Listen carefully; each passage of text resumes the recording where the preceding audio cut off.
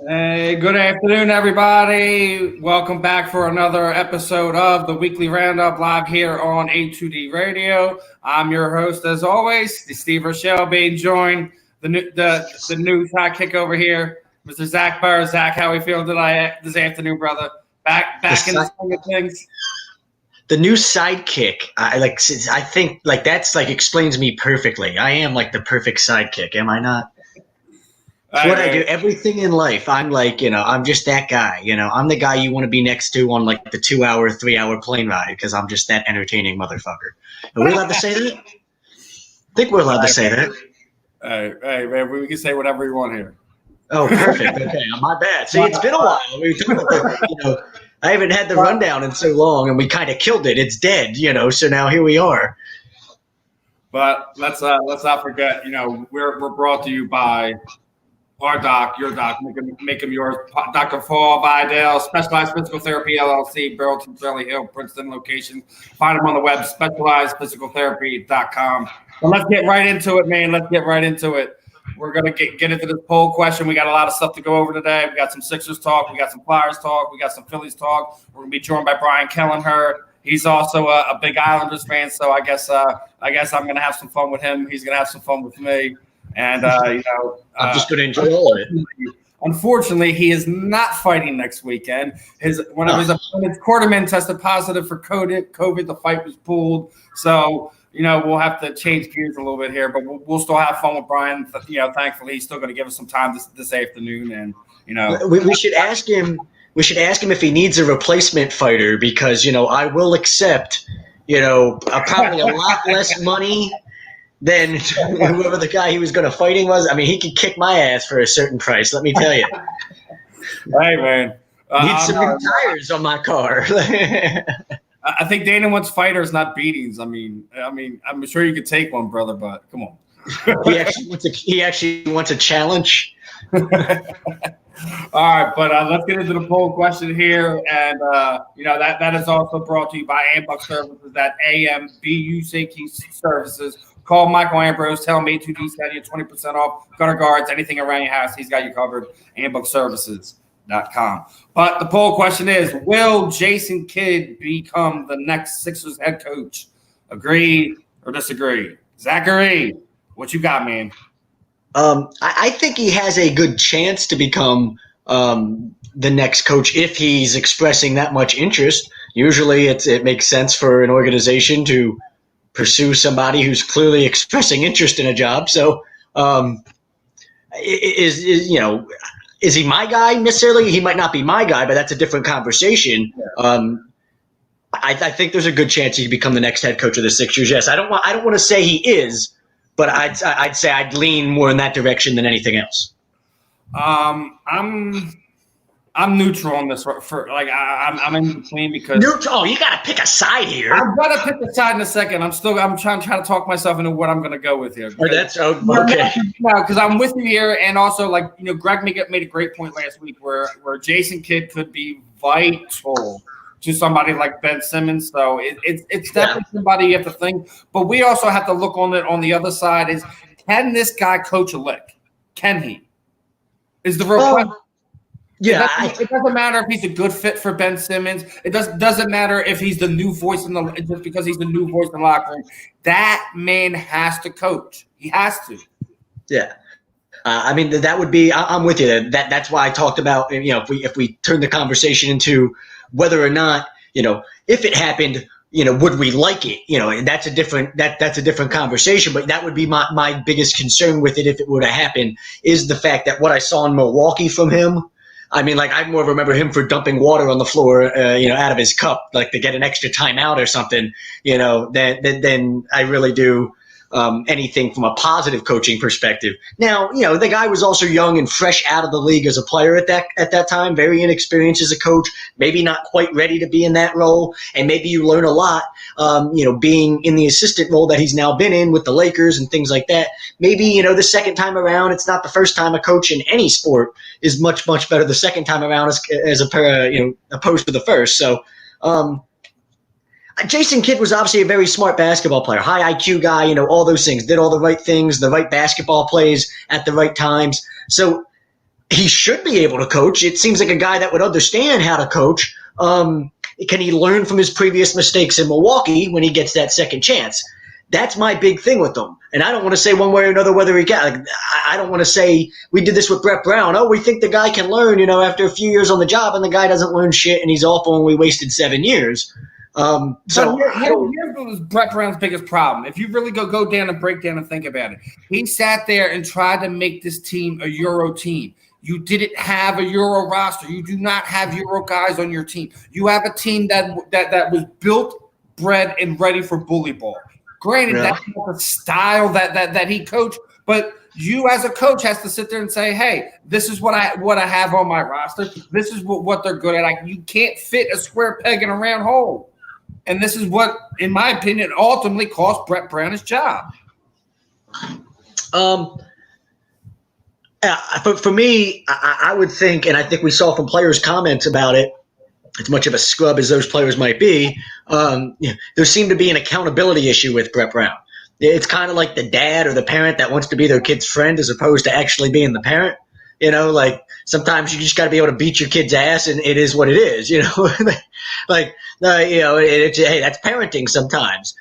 That's like coaching. Like, hey, sometimes you got to get in somebody's face and hoot and holler and make a scene and make a grown man feel as if he's, beneath you. That's your job sometimes as a head coach if it's needed. I don't think he ever got the respect of the locker room the way that he needed it. It's one thing when you're winning 20 games a year, nobody really gives a fuck. When you suck and you're the worst team in basketball, the respect of the locker room for guys that probably aren't going to be here in a year or two, what's that matter? But if you become a winning team and that attitude doesn't change and nobody's able to respect him more than anybody, he's got to be the guy that demands respect in that locker room more than anybody else. I love locker rooms where players police themselves. That's great. But at some point, the head coach has got to be able to walk in there and get somebody's attention. And I don't think he ever really was able to do that. I think he had it with some of the guys, but it was kind of like it's a split kind of thing where you don't really have all the guys in your locker room. Yeah, it depends on the leadership style, like what a certain player likes. Ben Simmons clearly liked to be coddled, but here's he the loved thing, his relationship. When we go back to what we're talking about here with the fact that Jason Kidd has expressed interest, the poll question, I'm going to have to go with disagree. I think we're going to go with a different direction. So somebody else, house where whatever. I just. For some reason, I still think you're going to want to have somebody to kind of have control of whatever the coach is trying to do. My problem with Jason Kidd, I think, would be similar to what my problem with Brett Brown would be. If we're talking about our issue with Brett Brown and my biggest issue not being able to control the locker room, not being able to have players' attentions, I think that's a huge concern with Jason Kidd. He never I don't think he ever showed that in Milwaukee, and that's something that he's going to have to show. I'm sure he's going to get a second chance as a head coach somewhere, but wherever it's at, he's going to have to show the ability to actually be able to walk into a locker room and get their attention, like as not like one of their colleagues or, like a player when they're all at war with me, we're all in the foxhole together. No, you're the commander now. You're the leader. You're the guy that needs to be demanding, certain things from certain players. And if we didn't have that with Brett Brown, I don't want to go to a guy that's just going to be the same way. We need to make sure. He wants Mark Jackson because he thinks he's going to show the team heart. I think Mark Jackson's a good option. I think people make too much of the Golden State thing. Like, they were a good team when he was there. Was Steve Kerr what got them over the top? Okay, maybe. I mean, there's a lot of things that help the team go from the Western Conference Finals or that, conference championship game to all of a sudden getting over the hump to the actual championship game. So, I mean, he's a good option. I'd be much happier with him than Jason Kidd. My concern is, I think Kidd could be a lateral move. You're going from one guy that can't demand respect to another guy that can't demand respect. It's not good. I saw somebody bring up Patrick Ewing as an option, and I have no idea where that came from. Is that but is it one of the things like he's been ran out of a couple places too? So it's one of the things that he never really it was so weird how he never he always wanted the New York Knicks job, and for whatever reason he never the ownership there, and obviously the relationship with former players seems to be broken, but that was weird. Georgetown finally gave him the job, and I mean, I don't know, it's the guy I think is long overdue for an NBA head coaching job. He's definitely somebody that'll get you damn respect. I think that's one thing he'll definitely do. And then on top of that, we talk about what Jason Kidd could do for Ben Simmons. What about what Patrick Ewing could do for Joel Embiid? What about what another great big man of that kind could do? What do you think? Joel's not going to respect him and listen immediately as soon as Patrick Ewing were to walk in the door? I think that would be a great relationship. That could be fun, and I definitely wouldn't be opposed to it. But like I said, you got to. Yeah, I just find that really off the wall. I don't think that one's very likely. Yeah, like I said, I think we might be more likely to see something in house, which I hope it's not. Oh my God, I hope it's not. But I'm not going to give too much more attention to it because our Phillies are on a little streak of their own here. They met to make it 5 in a row now. They're still up. Yeah, trying to make it 5 in a row. I've been able to watch some of it, been able to not watch some of it, depending on what my work schedule is. Look at where it stands right this very second. That they're 3 games back.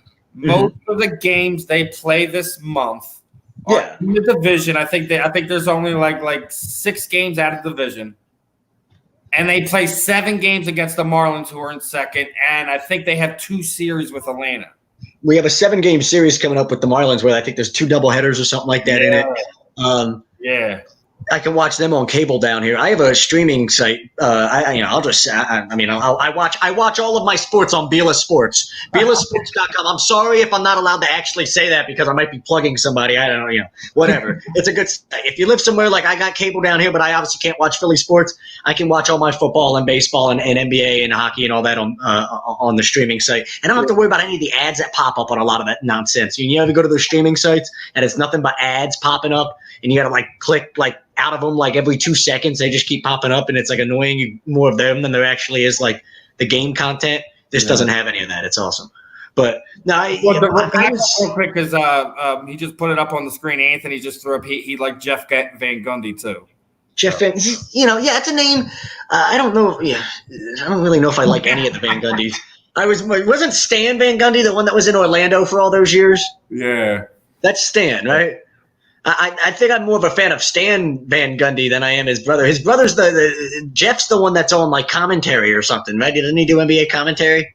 Yeah, it's something. I think I'm more of a fan of Stan Van Gundy. But I don't think where the hell has he been? He's out of basketball now. I guess Frank was out of the loose. He said, "Smile, Greg. It's Saturday." Oh wait, where's Greg? I can be Greg today. We made it a secret. Oh, okay. No, we gave Greg the magic pill. He lost about 120 pounds, and this is it. And he grew a beard. Now look at that. That is manly right there, dude. You should appreciate that, Steve. Look at that. All right, I like mine. Hey, I'm trying to get there, bro. This is look, my sideburns. It comes with time, dude. I remember for the longest time, nothing would grow here. I felt like I was going to be like that forever. My sideburns are starting to almost get in a fight with my beard. It's crazy. All right, let's get back to it. Phillies, brother. Phillies, focus. What do you think? What do you think with what's left, with who they got to play? We got a couple series with Washington. We got that big one with the Marlins. We play Toronto. I think we have 2 more with Boston. What do you think? Can this team constructed the way it is, as bad as the bullpen is, can they make a push to wild card, whatever? Get into the dance. Not with the way the bullpen currently is, no. But the deadline's Monday, and I keep hearing these things about, we're trying to make a move. They still want to be buyers, and we're going to make a move. Who the hell are we going to make a move for that's worth a damn? And who the hell do we have to give up to make a move for somebody that's worth a damn? I don't want to just go get a body. We need some serious goddamn help in the bullpen. You better go get me somebody. I need, an impact name, somebody that's going anchor that fucking shit for me. I don't just need a couple dudes that they weren't working out in so-and-so place and we gave up a player to be named later in cash considerations for him. Oh, whoop-de-doo. Great. That's not what this bullpen needs. They might as well have called me and you. Again, I'll pitch for very cheap. A lot cheaper than most of these guys probably will. So hey, you need some arms and you want to stay under your luxury tax threshold. Hey, there's some guys here at A2D, give us a call. But we need to make a move, and it might be more than one. We need to add a couple bullpen arms. I heard this rumor about us adding a center fielder. None of that. And I think the lineup's fine. I need to focus on pitching. Yeah, with especially we're starting to see starting to find the ball again. He's not a putrid batting average is starting to come around. I really like the lineup where it is. We could do with a center fielder, especially because Roman Quinn isn't anything we can rely anything on except for a guy we could throw on base and steal. But oh man! But he's also platooning with Hazley, so I mean, I think the two of them together out there are fine. I really like. I'd probably prefer to see more of Hazley out there, but it is what it is. But so we're going to trade and get a full-time center fielder, and then neither one of them are going to play? Like, where does that leave Hazley? Quinn's probably the perfect fourth outfielder, but like, I'm not just going to go trade for a center fielder and then have Hazley. Like, so where's Hazley left? He's not like. Where does that make him? What I mean? Like, if anything, he needs to get more bats. Give these kids a chance to kind of figure out the big league game and figure out their swing and get a chance to get a feel for it all. So you can't sit there and go get somebody if you're going to sit there like, oh, you're not going to wait for Hazley. You're trying to make the playoff push. I think you're fine with the lineup. I think they strictly need to focus on a bullpen arm, and maybe even if you could find another starter, you maybe just need pitching in general. Maybe you get rid of a guy like Vinny V, and we don't have to see that anymore. If you add another arm in the rotation, you can always add a guy from your rotation. Becomes another long relief. That becomes another long relief guy, which seems to be valuable in this league now. And pitchers go 5 innings sometimes, and you need a guy that can get you 3 innings. And then get you to your closer. You got a couple of them in your bullpen. There's Greg. So yeah, I mean, just pitching in general. If I'm looking at what moves need to be made to make us a playoff team, I'm not worried about the lineup. We're fine there. I need pitching to become a playoff team. Get me a stud center fielder. Oh yay, that's great. Like that's like, oh, wonderful. But like, that's not my main concern right now. Like we got a couple different studs in our lineup, and if a couple other guys actually elevate their play and play the way they're capable of. You have a couple other guys in there that you're like, hey, that's a really, really nice player in the middle of my lineup. And you got a couple young guys that you're looking at like, hey, Bohm and guys like that. You're like, hey, I like this kid. I want him to get as many at-bats as possible. So I'm not worried about touching the lineup. But what do we're talking about adding an arm. What are you going to give up to get an arm? I want to get back to that point because what are you trading? What are we giving up? We're giving up somebody we don't really have a minor league system where you can go watch these guys play every day. Like, it's not like you can just go watch a AA game and scout a prospect and be like, yeah, we really like that guy. We want him in the trade. So like, that complicates this shit. Who are you trading from our roster that like you can actually afford, or, is like you can give up and afford to lose that player, making it beneficial enough with what you're getting in return? We're not going to trade somebody out of the lineup. Are we going to trade a bench player and actually get a bullpen arm that's worth anything? I don't know. If you try to trade for like any type of really big impact arm, they're immediately going to ask for Bohm or Spencer Howard, and you're not going to give either one of them up. So you're kind of left in a position where what exactly do you have to give away in order to add something of quality? I don't know what's out there and what we really have. A guy like a Roman Quinn or Adam Hazley, and I don't want to do that. You can take Roman Quinn. I'll trade you Roman Quinn if that means you're going to give me a reliable 7th, 8th inning bullpen guy. Sure. I mean, it wasn't that long ago I was ready to trade Roman Quinn for one of the cardboard fan cutouts. So it's, an actual player would be much better than that.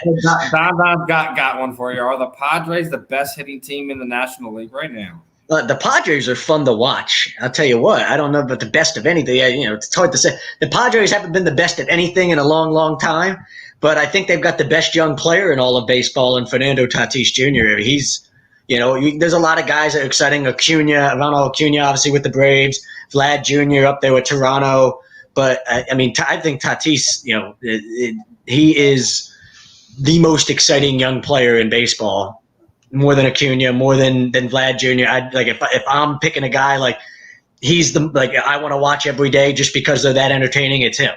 And because he looks like he has fun playing the game too. That's the other side of it. Not only does he kick ass, but he genuinely looks like he's having fun doing it. I love those guys. You hit a ball 500 feet, flip the goddamn bat. I don't care about a bat flip. You want to flip a bat? You should flip the bat into the upper deck if you can. I don't care. You just hit a ball 500 feet. You know what I would do if I hit a ball 500 feet? Holy hell. Baseball like needs more of that type of stuff. That's fun. That's entertaining. That brings me. People go, oh, I hate it all. Okay, well, hate it all you want then. Go be a grumpy old man in your corner and go hate it because baseball's always been that way. I remember back when I played varsity baseball in 1977. If you did that, we would have drilled somebody in the ribs the next time up. Shut the hell up. Like, okay, no way. 1977, Pete Rose was the most exciting player in baseball in 1977. Boring baseball was like in 1977. Like, that's part of what made baseball so great in that time too, was because of all the strategy that went into it in the small ball and the thinking and all that. But like don't give me go watch a game from 1977. Trust me, there's plenty out there. You can find games on YouTube.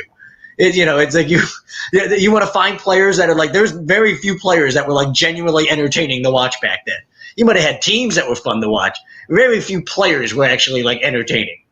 Yeah. But, getting ready to kind of switch gears here because, Zach doesn't think they can make the playoff push. I don't know.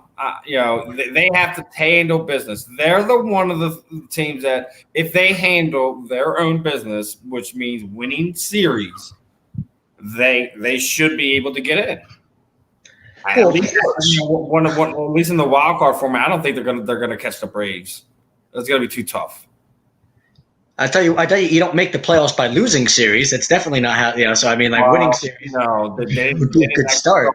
Great, yeah. If they win, if they finish winning this game today, I think they'll be back to 500, I believe.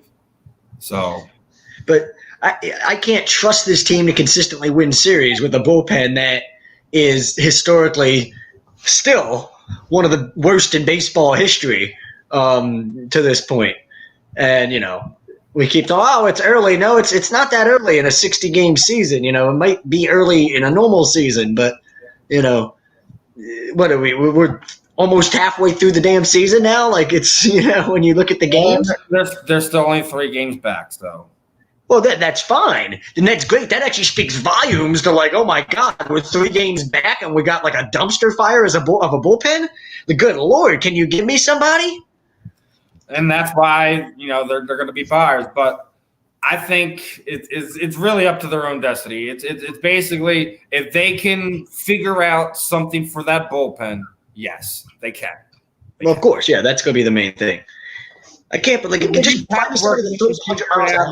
you maybe get some better innings out of guys and better appearance out of guys, and it doesn't really hurt you as much as it's already hurt them this season. But it's kind of one of those things where the jury's out, brother. I feel you. So, we're going to kind of switch gears here and get into the Flyers talk here. Obviously, round 2 of the playoffs. Tied game apiece. We were delayed for the postponement for all the stuff that's going on in the world right now, but they're going to be back on tonight, Game 3. What do you think, man? This has been an exciting team to watch. This exciting series so far. We kind of as I was speaking last week, kind of reinvigorated the New York Islanders and Philadelphia Flyers rivalry a little bit. And I'll tell you, Carter Hart is the type of player that franchises are dynasties are made of. That's the type of player that franchises need, in order to be, sustain long-term success. And the Flyers haven't had somebody like that in a long, long time.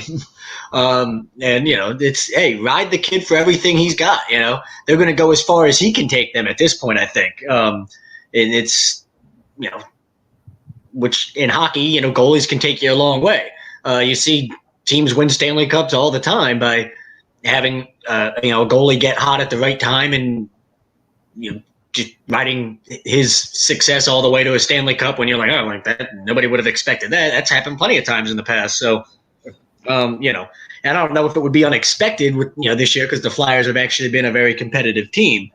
But yeah, I mean, I know people were talking about how bad the offense has been, or the team, I guess, didn't necessarily look so good in the first game against the Islanders. Is that what it was? When you take a whooping like that, but it's one of the things, like especially when it's like kind of the first game of the series. But the other thing is you bounce back game 2, you go up 3-0, but then you lose that lead and then you bounce back again and kind of recapture that with the overtime victory. It shows the resilience of the team. It shows you how gritty they can dig deep. Absolutely no circumstances should that game have ever went to overtime. Under any circumstances, that needs to be addressed. And I think the cancellation also kind of helps this team because you were kind of looking in that area where you had to see if you were going to sit hard or not, and probably over these next 2 games we'll probably get a split between Hart and Elliott just to give him another breather, because I think we're going to go back-to-back days after this because of the postponement. So I mean, it's interesting to kind of see how this is going to work out moving forward. And as Mikey just said, Philly's got that W. Ring the bell, fellas. Ring that bell. Ring the bell. Yeah. Ring the bell. Ring the bell when we actually add a bullpen on. Then you can ring the damn bell. Like, I'll come running, and I'll be like, then I'll actually be excited about something. Ring a stupid bell. Ring the bell. All right, but no, with what's going on with this Flyers team, man, they gotta continue to do what they're doing offensively. We're getting both big production out of your big line, your big guys on the big lines. What we've seen out of Voracek has been good. TK been looking amazing. David, Flyers have to get better at closing out games and holding on the leads. Absolutely, David. Absolutely. I'm not against. Listen, you can't be having these lapses and letting teams get back in the game. You can't have bad defensive play. You cannot let your foot off a throat on the team in the playoffs. When you do that, you give them oxygen. They're going to take advantage of that. Exactly what the Islanders did to us in game 2. So, David, I'm absolutely with you that they cannot lose leads, and they have to put teams away. You can't do that. I understand this is a young team. You still have too many veterans on the team to allow that happening. You have a veteran coach on your bench. Should not happen.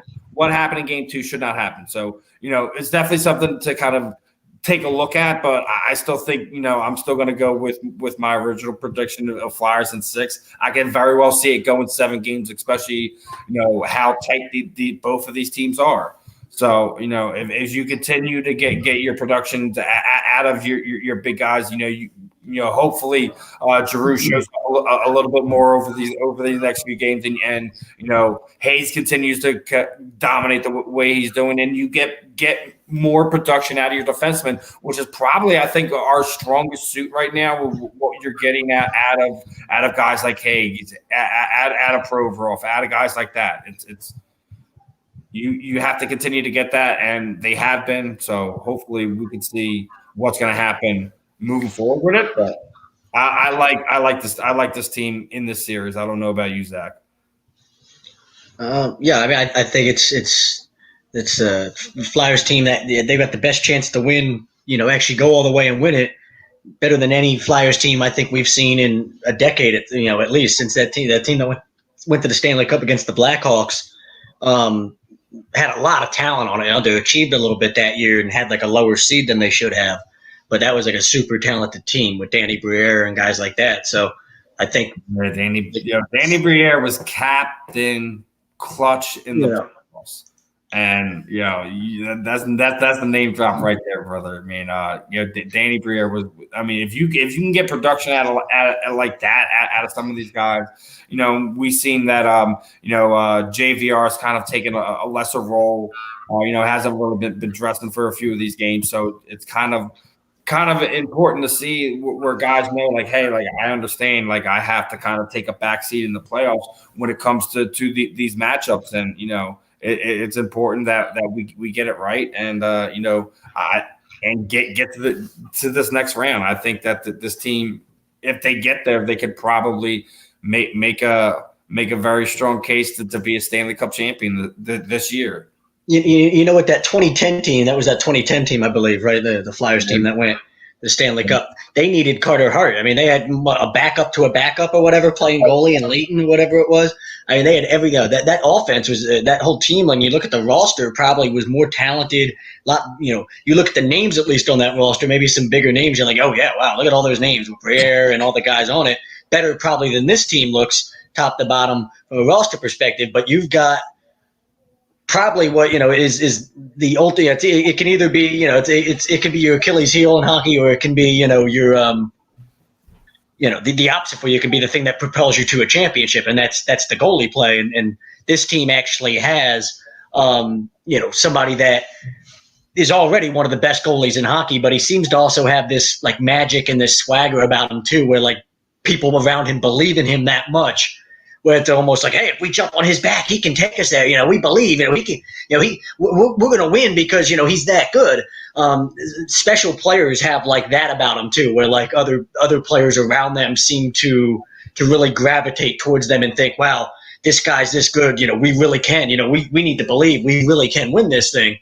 I think when I look at this team as a whole, they seem to have some of that, and that's what championship teams have. So I wouldn't be shocked if they went all the way and won it. I know Flyers fans would be probably ripping the city apart. They want to talk about riots. Good Lord, you might not see who's Flyers fans. They're going to go crazy. You talk about fires and burning buildings down and shit.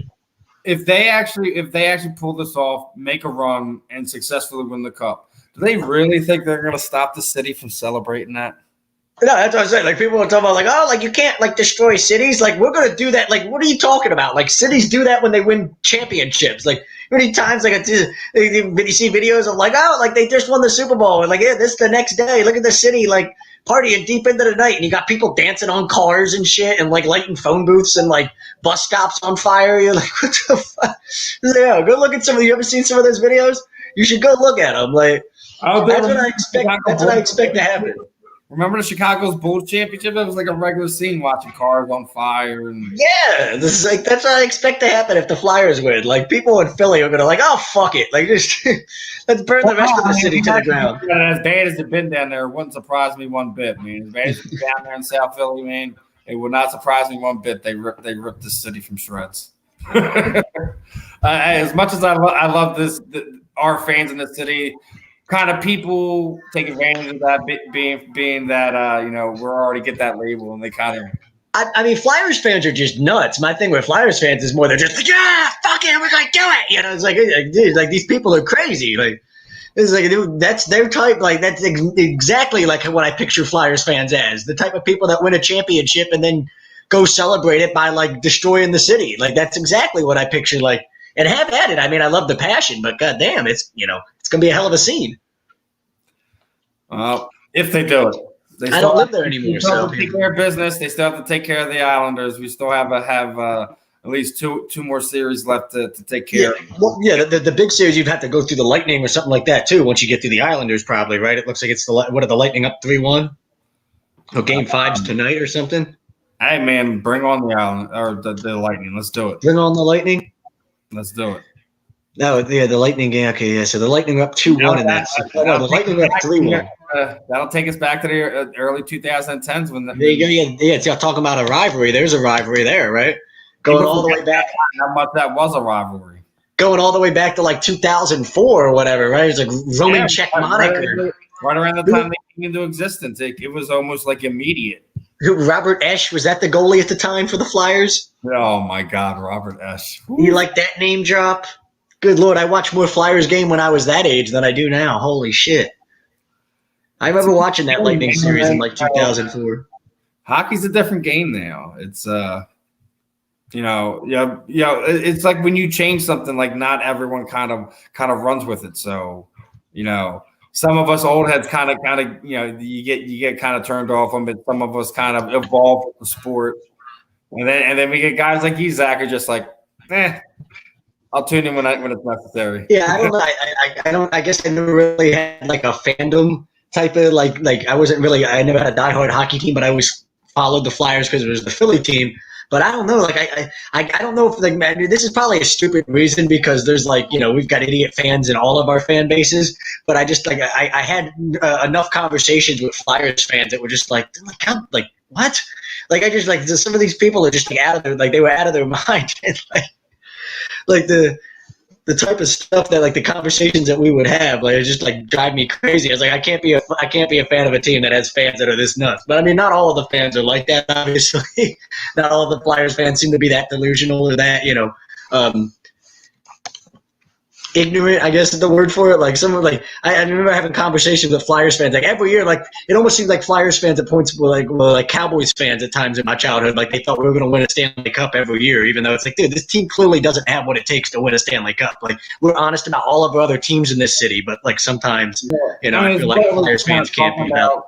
13. Yeah, one of the things I was kind of talking about with Greg last week, where you kind of get a feel for how this team's playing, how it's going to go, the direction it's going to go. Doesn't it kind of give you that Eagles 2017 feel where it's just it does like, absolutely. Where you're not supposed to be there, you get kind of lightning in a bottle, and you kind of take full advantage of it and take it home. I think the Flyers have everything that's working their way that it could play that way. Name another team that's been hotter over the last few months playing hockey. I can't really think about it. And the boot, you have the hottest goaltender in hockey. You probably have goaltenders that are maybe playing fundamentally better because Carter Hart left in a couple of softies over these last few games. It happens. He's still a kid. He's one of these guys that's going to go in there, work on his craft, and get better. I'm not worried about it, man. I think the way he's playing is amazing, and I think they're going to be able to continue to move this. He's got that mox where, like, you're like, oh, like, you don't worry about him having a bad game at 21 because you actually trust that he's going to bounce back and be like, hey, this kid's a killer. He's going to bounce back, and he's going to be lights out next game because that's just the mindset and the attitude that he has. Things don't affect him the way they'll affect normal players at that age. And, yeah, it's special stuff. But, yeah, the comparison you made to the Eagles from 2017 is – that's like the magic that I was talking about. Like, you can kind of watch that with this team and kind of being able to see that develop over the year, over the season. That that magic where they almost believe like, hey, like, there's this invincibility, that they feel, as a unit where it's like nobody can beat us. We've got this, and championship teams always seem to have that. There's always you can always seem to pinpoint it at some point in the year where you're like, hey, there's just that. They've got that championship swagger. There's a certain mocks about this group of guys that, you can tell that, not only are they going out there trying to win the game, but they honestly believe that they are, that good. They honestly feel as if they are, not only are they out there, winning games and trying to be, but like they feel as if, hey, we're the best hockey team there is. You can bring anybody in here, we're going to kick everybody's ass. That's a special feeling to have as a team. Not every team has. Every team will come out. Every player will come out and say that, in an interview. Yeah, we feel like we can beat anybody, but that's different than actually feeling that. Championship teams get that magic about them where they actually feel as if they're that unstoppable. Nobody can beat them if they play their best game. I mean, I like this team against anybody in the 7-game series right now. Sure. That's what that mox and that swagger does. That's what that's what that hunger. That's what it is, right? You get hungry and then you're almost like, oh my god, like that's what that 2017 team was. You could tell like they were hungry for it, and then it was almost like they weren't going to be stopped. They made the decision in their head that hey, we're going to go get this.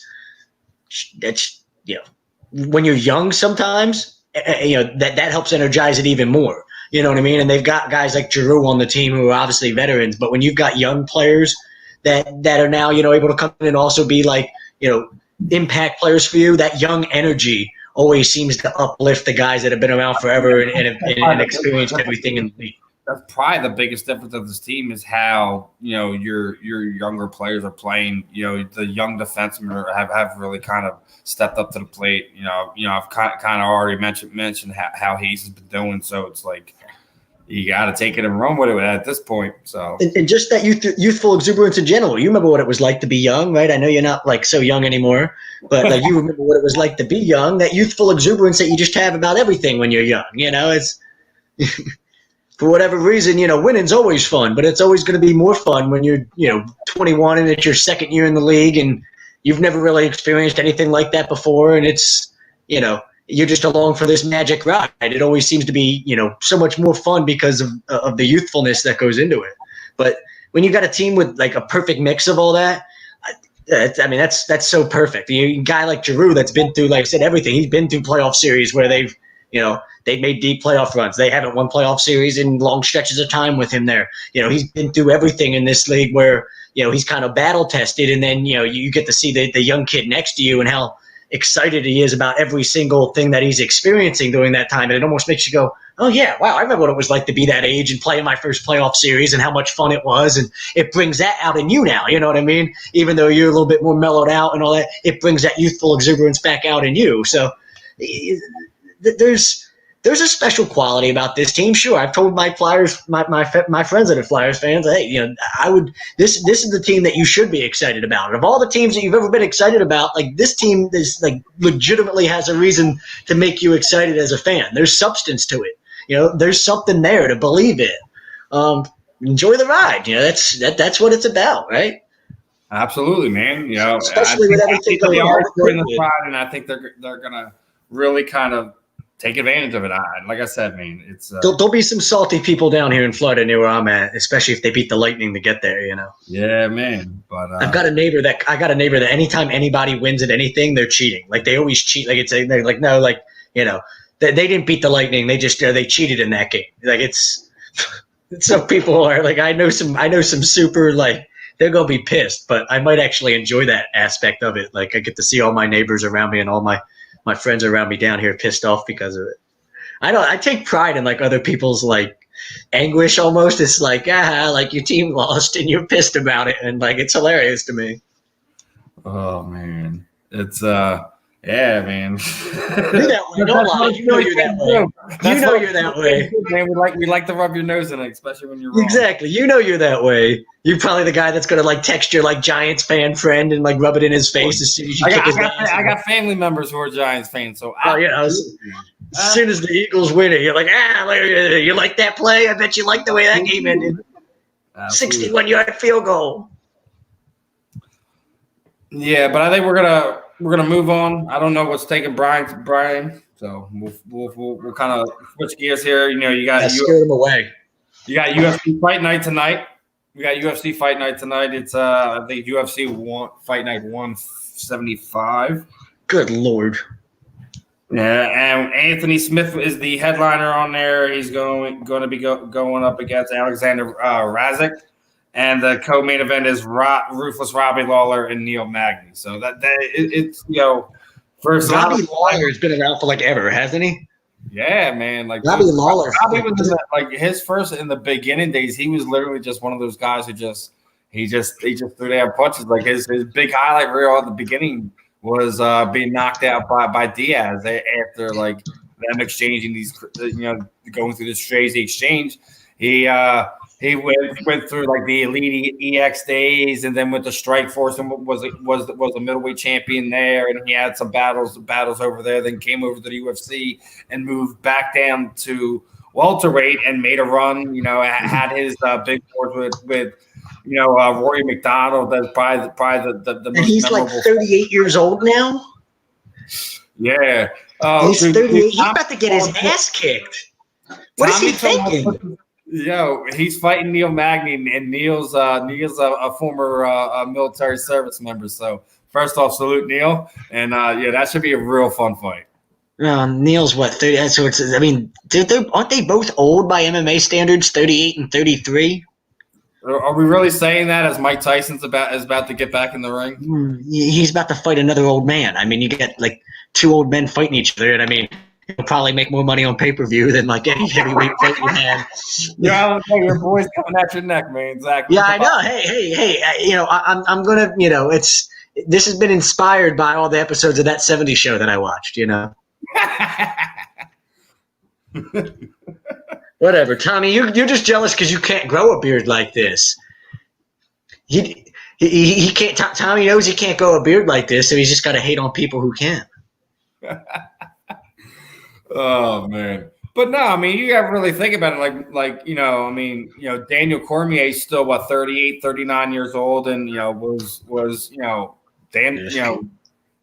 was still at the top of his game. A lot of guys can sustain that top level competition for a long time, especially when you still have the skill set. I mean, Robbie Lawler's still out there, so yeah, I don't know what that is. I'm with you. I mean, it's okay. Go ahead, do it. Anthony Smith against Alexander Rakic. Oh man, that's gonna be fun. My man Anthony Smith is I know he's taking a lot of hit over that last fight with his cornerman kind of not throwing in the towel. A lot of people felt like he should have. He's one of these guys. He's a warrior, man. He got his ass kicked in the last fight. What happened? Prior to that, where he was. What happened in his last fight? I'm not familiar with this. He got his ass kicked. Yeah, it was.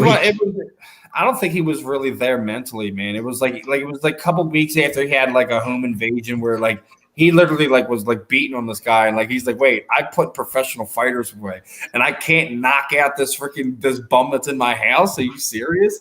But like I literally heard one of his interviews he did after that. It was just like one of those things. Sometimes, fighters, you got to think like that's kind of a major adrenaline dump right before you're supposed to have a big fight like that. So I kind of think it might have stolen something from him, that event. You know what I mean?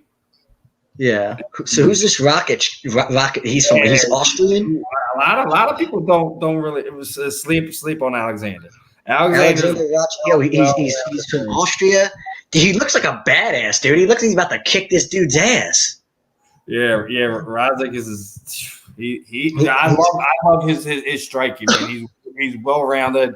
I like his kicks. Is he a bad? You know what? It's a really fun ride. But and while we're still on this main card, we got to give some massive love to some of our local guys here because Bill Algeo got the call up. He's he's been fighting on the local scene, local cage-weight fighting championship guy, and he's gonna go against really really tough guy Ricardo Lamas. That's gonna be a really really fun fight at 145 pounds.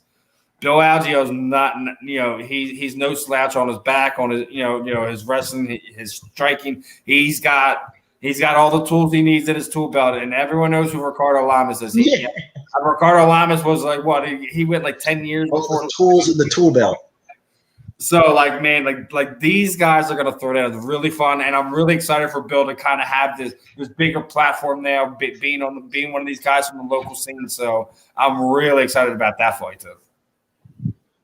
Okay. I'm with you. I mean, hey, I'm going to have to watch now. You've got me excited, Jeez. Yeah, I mean, you guys. I'm not done. We still got some more Philly peeps on the card, brother. We got, we got the one you want. Like, I'm hyping Bill up, man. Bill's my guy, but Sean freaking Philly freight train Brady, because that's what he is. He's a freaking freight train. Go pull that up right now. Sean Brady, dude. Sean Brady is one of these guys. He's been done nothing but win fights. I think he's like 16, maybe 17-0, or he's going to probably be 17-0 tonight. But like this guy, he's an animal. He's the future of that 170 pound division. He's going to be a name that's going to be in the mix for that title probably for the next 5 to 10 years, probably. We all know how that window in his MMA. Sometimes it's really long. Sometimes it's short. Sometimes it starts off bad. Sometimes it ends great. MMA is a really fickle thing. But Sean Brady and Christian, he's undefeated. He's undefeated, 12-0. That's what it says here. Oh, he's 12-5. I missed a few. I thought he had a little bit more than that. Yeah, well, it's 12. Well, still whatever, but he's undefeated, huh? So it's like never been beaten. Well, I think maybe I got that from his amateur because I think he had like 3 or 4 as an amateur and he didn't lose anything there. So, but like it's one of these things where like he's paid his dues. He trains like with some of the best fighters in the world. He's down there with Daniel Gracie down there in North Philly. He works with Jonathan Webb, Paul Felder, all them guys. He works. I think it's Separate 5 with why do I'm forgetting that guy's name? It's right over there, like Ron in the Boulevard. He works with them guys over there too. He works diligently on striking. His wrestling is freaking insane, and he's insanely strong and big for 170 pounds. The fact that kid makes 170 pounds is freaking frightening. And and even his matchup, like Christian Aguilera is no slouch. That is going to be a super fun fight. And we even got a few of the females on the card. You got Jim Kim and Alexander Grasso. I don't know if you've seen the video. Alexander Grasso did a live Instagram, and one of the fans asked about her feet. She's literally showing her feet. I'm like, what are you doing? Yeah, it's a weird. Ew. Oh, what?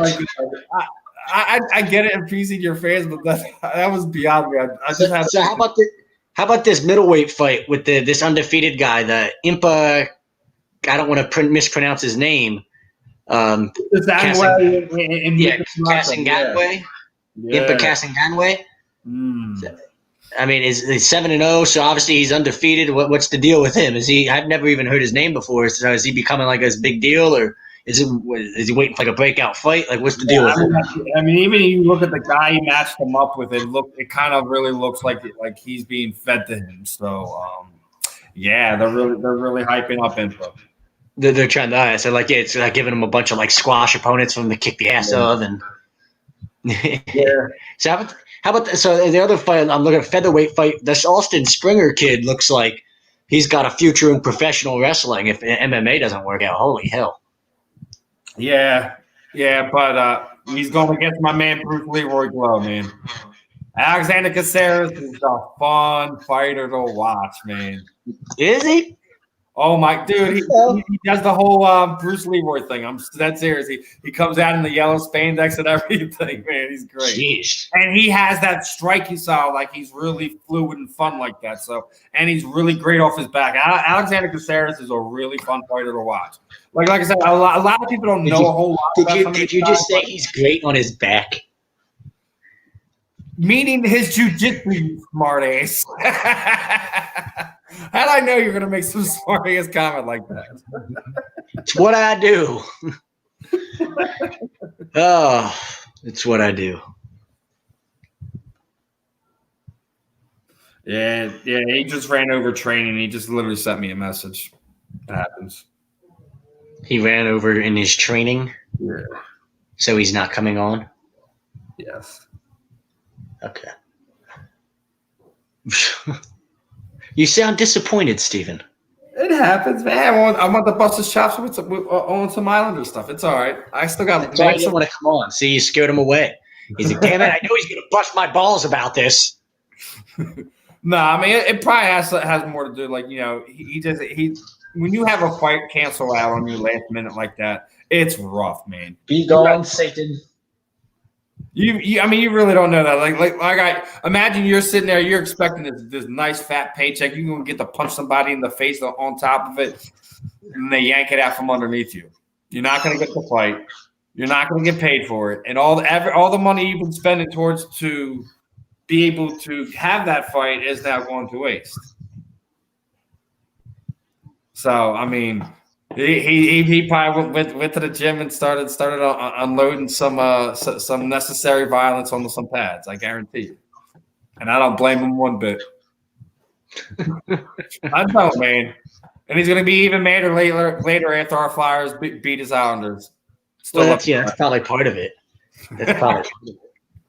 Nah, I mean, listen, man, it's rough, especially being a pro fighter, man.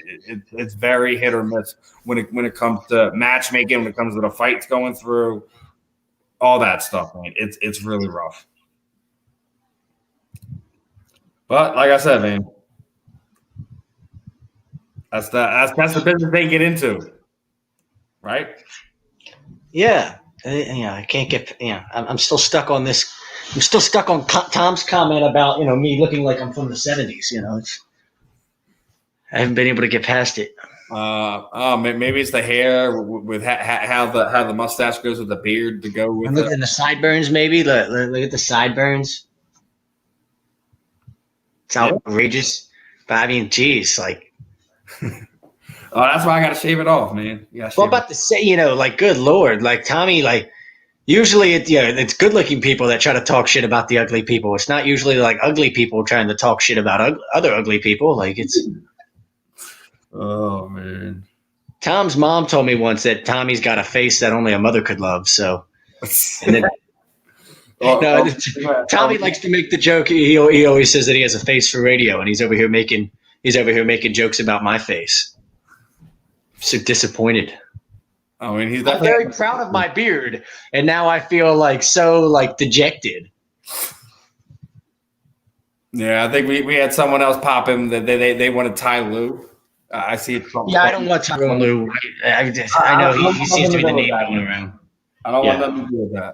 Nothing. People that can't you want to talk about we were talking about earlier if Jason Kidd could coach. I don't think Tyronn Lue has proven he can coach outside of having LeBron on his team, which has always been more LeBron does what LeBron wants and everybody else kind of falls in line. So yeah, I mean, I want nothing to do with him here.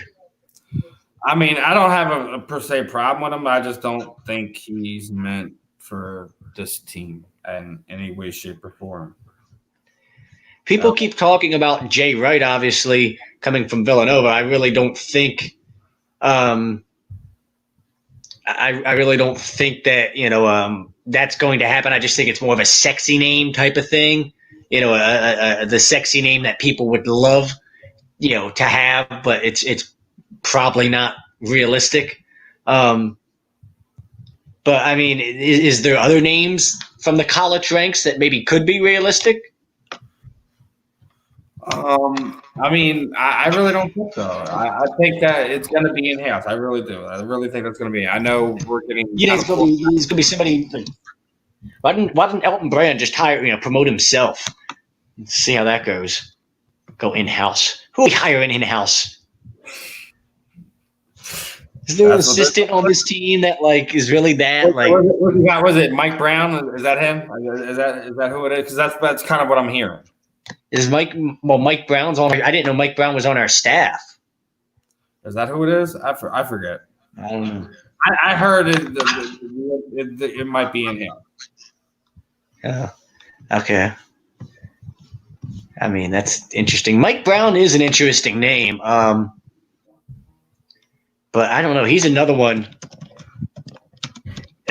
He pretty much failed in two other areas he coached LeBron in Cleveland, and then he coached Kobe in LA, and he was supposed to be the coach of that Dream Team squad in 2012 with Steve Nash and Dwight Howard, and he got fired 4 games in or something. You know what I mean? They were 1-3 or something, and he got fired 4 games in. Yeah. So I don't know. And Mike Brown isn't really a name that excites me. The Cleveland one. Yeah, he likes Jason Kidd, Sam Cassell, Mark Jackson, and what was that latest one? David Fizdale? David Fizdale. Yeah, David Fizdale was the coach in Memphis, and then he got fired after taking them to the playoffs. I do like David Fizdale. David Fizdale is a really good name as a guy that's had previous success, and I think he'll be able to do what. He doesn't necessarily have to be the bad guy in the room, in order to get your attention and get you to respect and be coachable and all that. I think he could be a really good option because of his ability to connect with different players and their personalities. He can be tough with guys if they need to be tough, but I think he's also able to coddle a guy like Ben Simmons enough to connect with him, but also be able to challenge him in the same way and get something out of challenge him to be the best version of himself he could be. He's not a bad option. Obviously, Sam Cassell, I mean, he's a former player. I'm sure he's a hot name right now as an assistant. My thing is, I'm stuck between this idea of whether I want to go with somebody like a David Fizdale who's had recent success as an NBA head coach. You kind of there was some question why did he get fired, those types of things. I'm more torn between, do I want to go with a guy with the experience that I know could step in and win, or do I want to take a chance on a guy that has never been a head coach before? I like Sam Cassell. It's not that I don't think he can't be a good head coach, but am I this is a team that we're looking at we're not going to hire somebody to go through a rebuilding process. We're trying to hire somebody to help us take the next step. This is supposed to be a team that's constructed to win, as we speak. I don't know if I want to go through the growing pains of, a young coach like that who's maybe learning on the fly. But at the same time, Steve Kerr came in and immediately elevated the Warriors to the next level. So it's not like we haven't seen a new head coach step in and be able to do that. I don't know if I'm sold on the idea of Sam Cassell coming in and immediately boom, like, he's the guy that we need to go to the next level. I wouldn't hate the hire, but I don't know if he'd be my first choice. I guess that's the best way to put it. Yeah, Sam Cassell, not high on that one either. You're not high on Sam? The Fizdale one might intrigue me more than the other names that we've already kind of recycled and heard already. Yeah, Fizdale's a name I kept forgetting about, but yeah, he definitely he's definitely somebody that I would be interested in hiring. Who was the other names on his list that he mentioned? Jason Kidd, Sam Cassell, Mark Jackson, and Fizdale. So we already talked about Kidd. I'd be happy with Jackson and Fizdale. I'm looking here at Mike Brown and seeing what he's been doing since. He's the Warriors' assistant right now. Is that what he is? He's something like that. Yeah, he's Steve Kerr's assistant in Golden State. I mean, okay. I'll tell you what. I'm actually going to be out on Mike Brown because I just remembered a story that Shaq told about him. And usually when Shaq tells a story about people, and he say like it's Shaq. I think Shaq does. Like Shaq's not lying when he says shit. Shaq has a reason for saying things. I don't know. Remember, Shaq was LeBron's teammate for a little bit there in Cleveland, and Shaq had told a story about when Mike Brown was coaching there, and it was LeBron and Shaq were on the team there, and they were in some film session, and somebody didn't hustle back on defense, or LeBron didn't hustle back on defense, and in the film session, Mike Brown didn't say anything about it. But then 10 minutes later, somebody else didn't hustle back on defense, and Mike Brown apparently got all over him in the meeting. And Shaq went off dude, no, that's bullshit. You got to have consistency. You can't not go off on LeBron for something and then go off on somebody else for the same thing. So I'm out on him. I don't care. Yeah, even if he has learned something as an assistant in Golden State, I'm out on a guy like that. I don't. That's that's a lateral move from Brett Brown. That's a similar personality. Somebody that's afraid to be, the authority to somebody, when he has to be. Clearly, he was scared to be an authority to LeBron at that time. So, he wasn't. Yeah, I don't need a guy like that. I need you to come in here and be the bad guy if you need to be, or rattle the cages of these emotional snowflakes if that's if that's what you've got to do, and then not feel bad about it. They'll get over it. You know what I mean? It is what it is. So I think I'm out on Mike Brown now that I remember that story.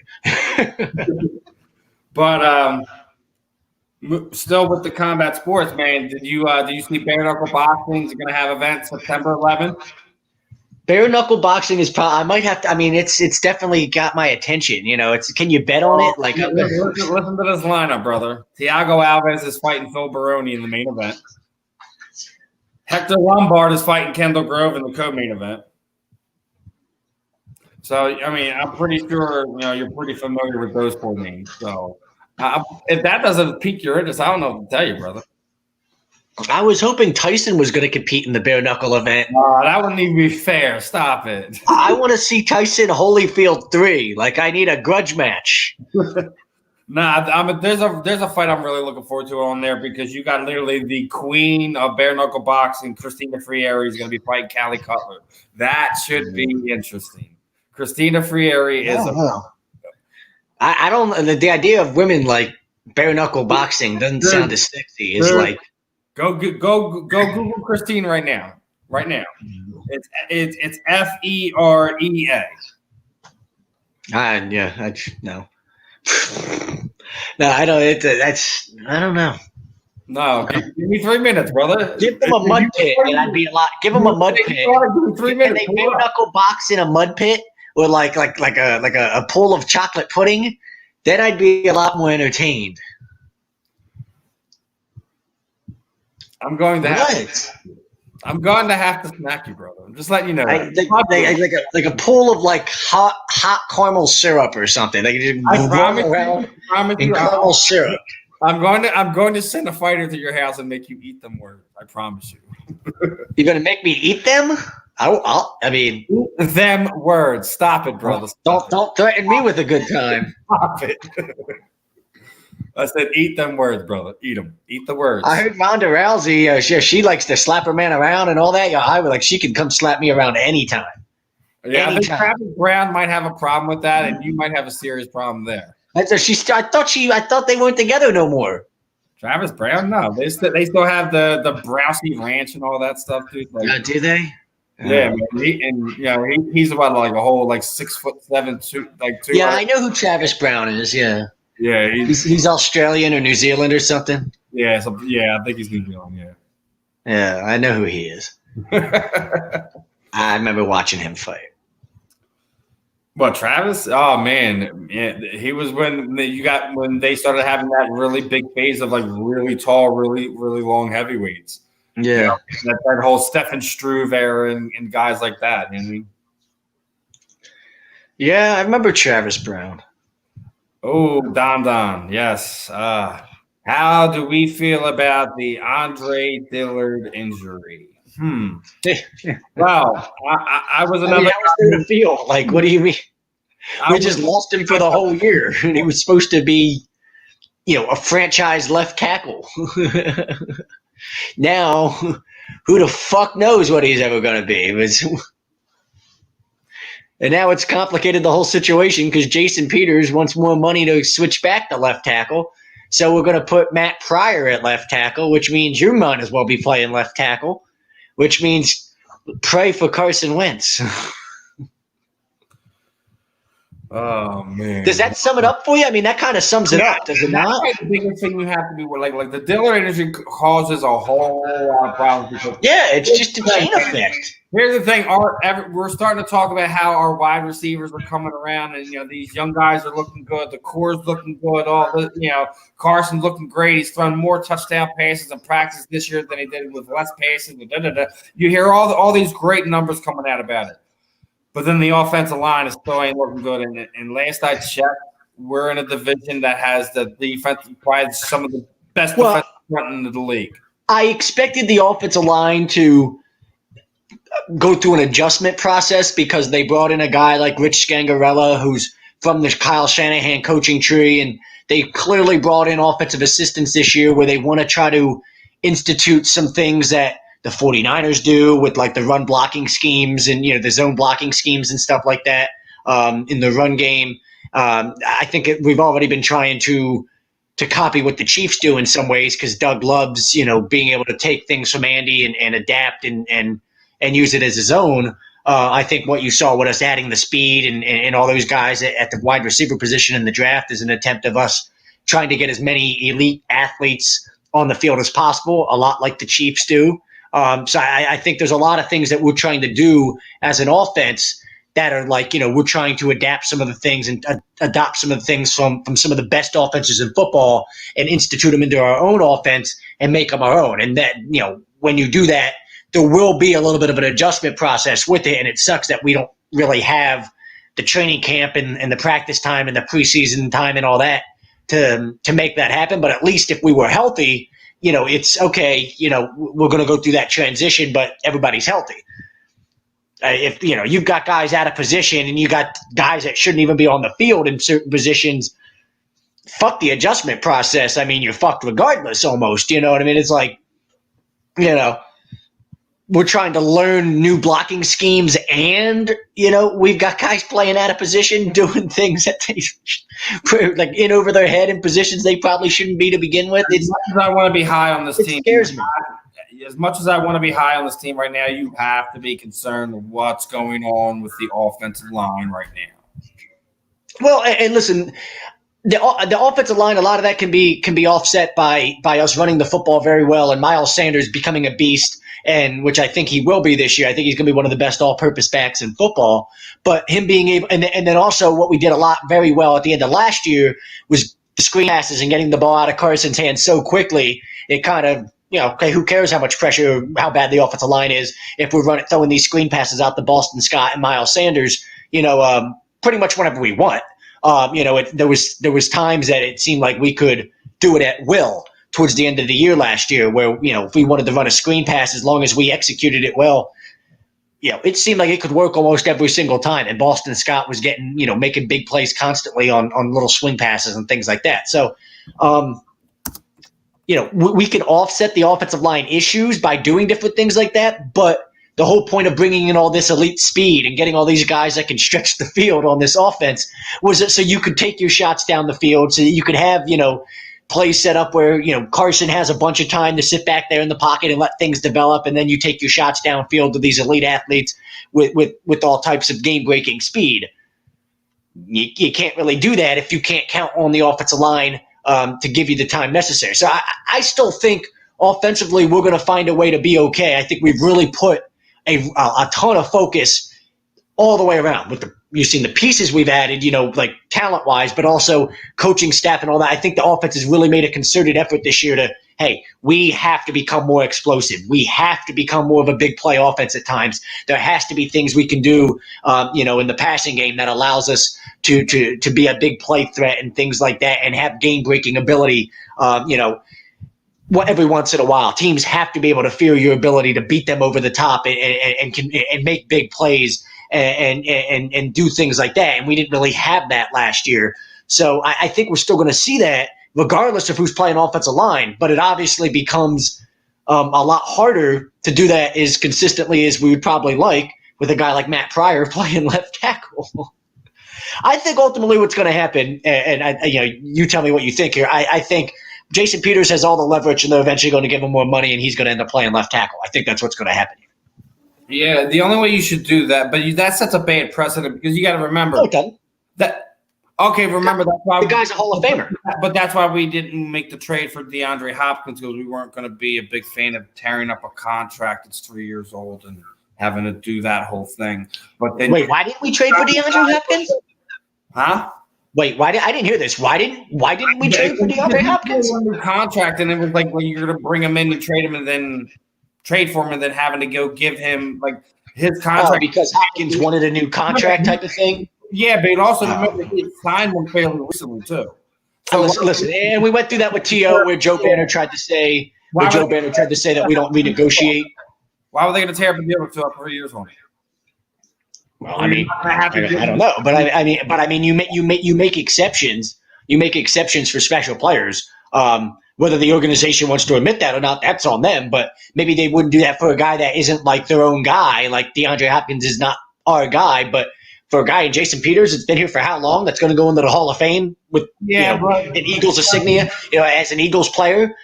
Guess what? That guy gets certain precedent. You should also think at the same time that Jason should also do what he needs to do for the team, because he knows that we're going to need that to re-sign Zach. Point blank period. He's about to get butter for real. You know that. Yeah, but you don't have to re-sign Zach now. You can wait till after the year to give Ertz his money. Ertz has stolen the contract for through next year. Why should Zach have to wait because he wants more money to change? Well, regardless, even if you sign Zach Ertz to a new contract now, that contract isn't going to kick in till next year. They're not going to wipe out this year and next year. That deal would start next year. So either way, that deal doesn't affect this year. As long as you're just signing Peters, it's just a 1 year deal. As long as you're not committing any money to him for next year, don't fucking matter. It seemed like we were done. Were we going to use that money to go sign Jadeveon Clowney all of a sudden? No. I mean, no. So if we're not going to, you with me here? We're not going to use that money. We're done making all these additions and adding anybody. We might as well use the money to give to somebody of our own that's going to help our football team. I'd rather have Jason Peters at left tackle than Matt Pryor. And if that means you got to give him $5 million more, open up that paycheck. Or open up that checkbook and sign the goddamn paycheck. So make it happen. There it is. You do things like that for Hall of Fame players. That's the way it works sometimes. Well, I guess we'll have to see what it plays out. I still don't think you should set a precedent like that. It's not. But again, but you're not setting a precedent other than if you're a guy that has worked this hard and busted your ass and been this good of a player for this long, where you're a Hall of Fame level player. Yes, special exceptions get made for you, which isn't a precedent that hasn't already been set throughout sports for years and years and years and years and years. You make exceptions for guys that are Hall of Fame, that type of level of talent. And the guys does anybody debate whether or not he's going into the Hall of Fame? No. Everybody seems to be locked on the idea that Jason Peters is a Hall of Famer. He's probably first ballot. For sure. Probably. I mean, it might be hard for Lyman to get first ballot, but I still think he's going in. He won't have to wait long. Put it that way. No. So that's where I come from with it. If you maybe don't do this for, a normal like somebody like, oh, Brandon Graham. Well, if Brandon Graham would have demanded a new contract, yeah, I know he's been here a long time. I know he's done a lot of things for us, but Brandon Graham's not a good enough player to be demanding anything for me to break precedent to do something like that for him. But you do it for a guy like Jason Peters. He's also not the type of man that would do something like that. No, I was just using that as an example because he's somebody that's been here for a long time. He's a tenured veteran, in a similar position that's, done a lot for this organization over the years. But he's not like on a level of success where you get to say, hey, this is the deal, I want this amount of money, or it's a no deal. Yeah, okay, you tell that guy to fuck off. But when a guy's a Hall of Famer, it's almost disrespectful if you tell them to fuck off in that situation. Like we went through that with Brian Dawkins, where like they tried to lowball Brian Dawkins, and he's like, "Are you kidding me? I want this amount of money." And they're like, "No, we're not paying you that." And he was like, "What?" And he walked just pretty much for the idea of, that's just, I feel so disrespected, I'm out. And he goes somewhere else just because you feel that disrespected. Now, Dawkins is such a great dude, it didn't ever affect anything with him long term. But at the time, I mean, there wasn't any Eagles fan that's like, are you kidding? Like, Eagles fans were looking at each other sideways. Like, are you kidding me right now? Like, you couldn't open up the fucking checkbook and give this guy what he wanted? That orange jersey, and I just wanted to puke. Exactly. Like, it almost be like what the hell? Like, because, and what was the excuse then? Probably something pretty similar to what they used when they didn't renegotiate with Terrell Owens. Well, we don't want to set a bad precedent with renegotiating contracts, or we don't let the player demand things like that. Bullshit. You don't let Joe Schmo demand it. But Brian Dawkins deserves that respect. Jason Peters gets that respect. At least he should, if you've learned anything as an organization. I would hope Jeffrey Lurie's learned from cases like that, and he says, okay, nope, stop. Whatever we got to do to make it happen, let's make it happen, because I've been burned on things like this in the past, and I've learned from it. And, it's what's best for this football team right now. Don, would the Washington football team be crazy to start Alex Smith on week 1? No, I think week 1, yes. I think they'd be crazy to start on week 1. But they're stupid enough to. No, I can't say that. Ron Rivera's smarter than that. Let me stop. Yeah, I got to say, yes, that was something I would say about previous Washington, I almost said Redskins. Well, it is previous Redskins regimes, but this is no longer the Redskins, Steven. This is the Washington football team, and this is a new era. But I agree, Ron Rivera. He's he's the best thing that organization, the best decision that organization's made in a long time. If he has say on that, I don't think. Personally, I think he thinks Alex Smith is probably the better quarterback, but he's smart enough to realize the dude just got cleared for football activity like 5 days ago? I mean, he got cleared for football activity 2 weeks before the season starts. He hasn't played in a year and a half. He still wears a sleeve on his leg because it's probably so mangled and ugly. He doesn't want anybody to see it. Hell, I probably don't even want to see it. It'd probably make me puke looking at it. It's terrible. I've seen like 15 surgeries or whatever the hell he's had on it. It's disturbing, brother. You don't want to see it. You know what I mean? Like, yeah, like who probably wants to see it? His kids probably are like, yeah, like, probably freaks his kids out with it. Like, it's probably like a sick joke to him. Remember when your dad used to have sick pranks like that, sick jokes he'd do on you? He'd like come home from work and like throw his dirty, nasty socks at you. It's like, ew, like, why are you doing that? You're disgusting. And then he laughs about it because it's funny. Like, he might do, like, I can imagine him doing that to his kids, like just like shoving his leg in their face to gross him out every once in a while.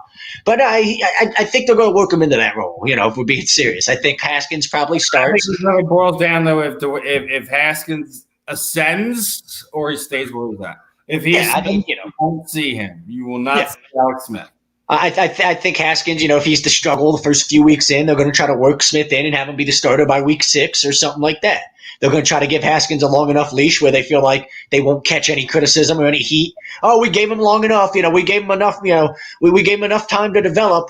As a quarterback, and it didn't happen. So now we're moving on instead of just going with Alex Smith from the beginning and having to deal with all the you drafted a young quarterback and didn't give him a chance.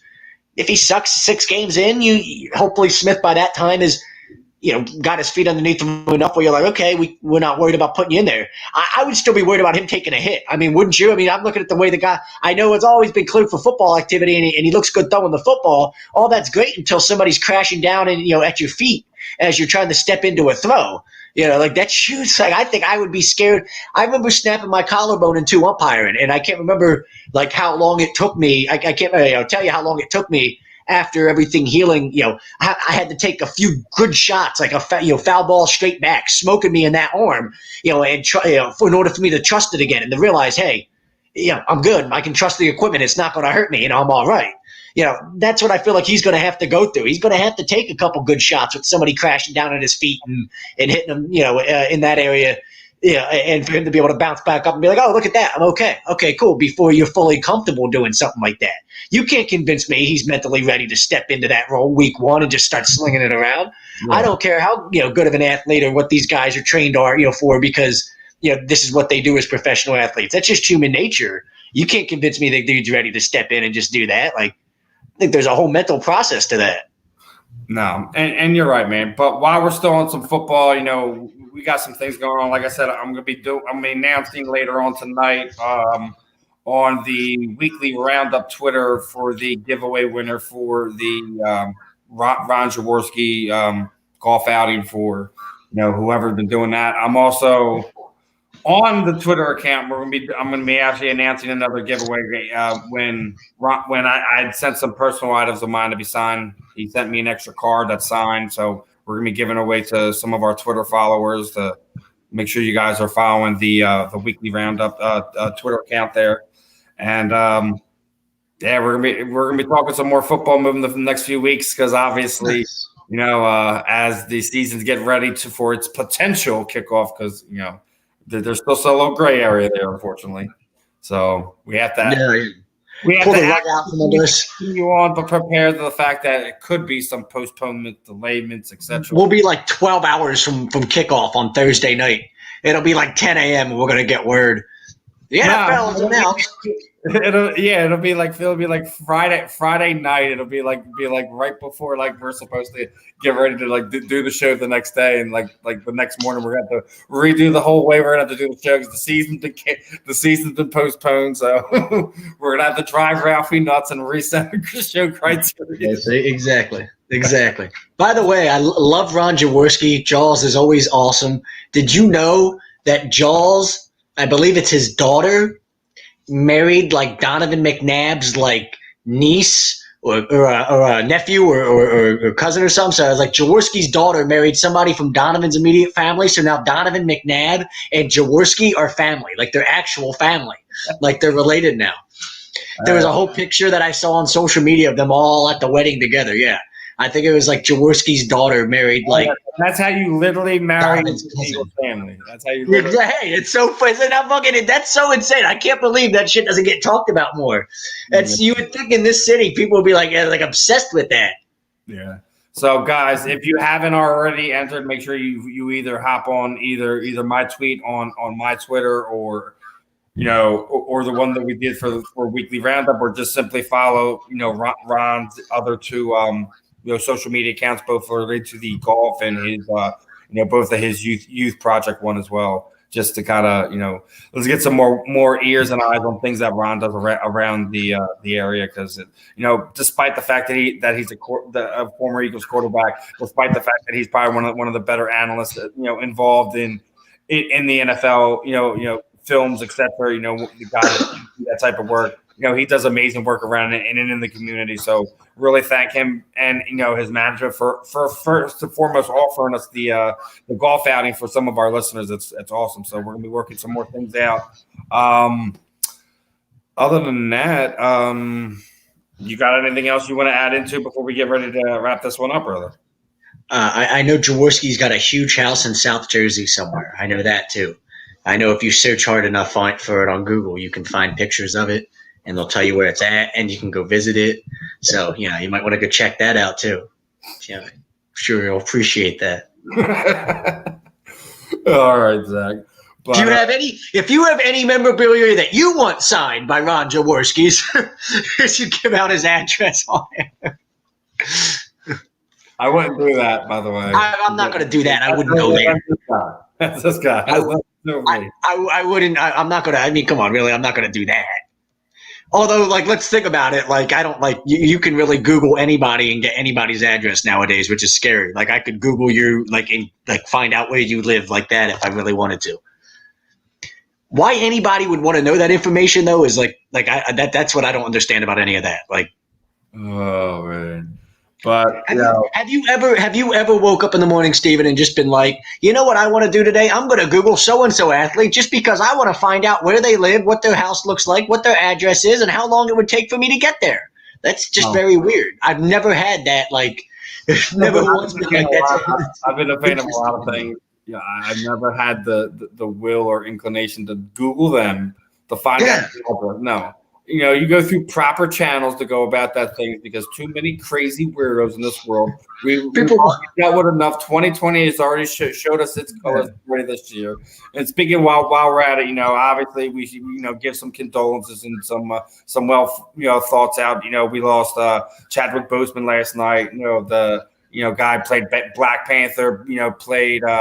James Brown was Jackie Robinson in 42. Yeah. Died on Jackie Robinson Day at the age of 43. It's just a whole lot of weird coincidences. You know, then we also lose Cliff Robinson, former NBA trailblazer.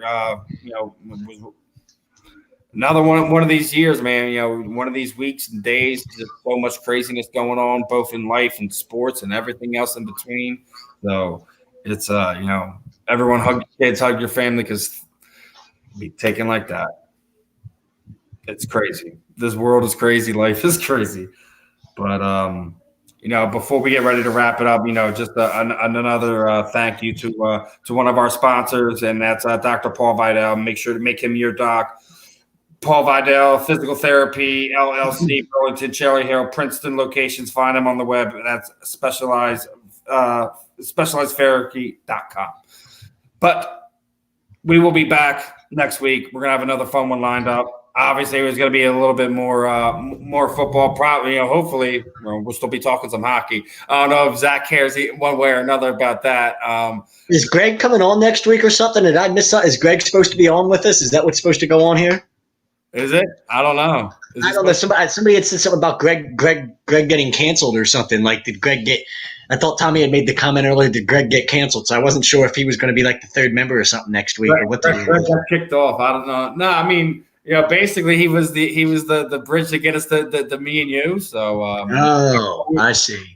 Greg's always more than welcome to hop on here and talk and have some fun with us with, whatever topics we're talking about, whatever guests we're going to have on. So, Greg did not get kicked off. Greg did not get canceled.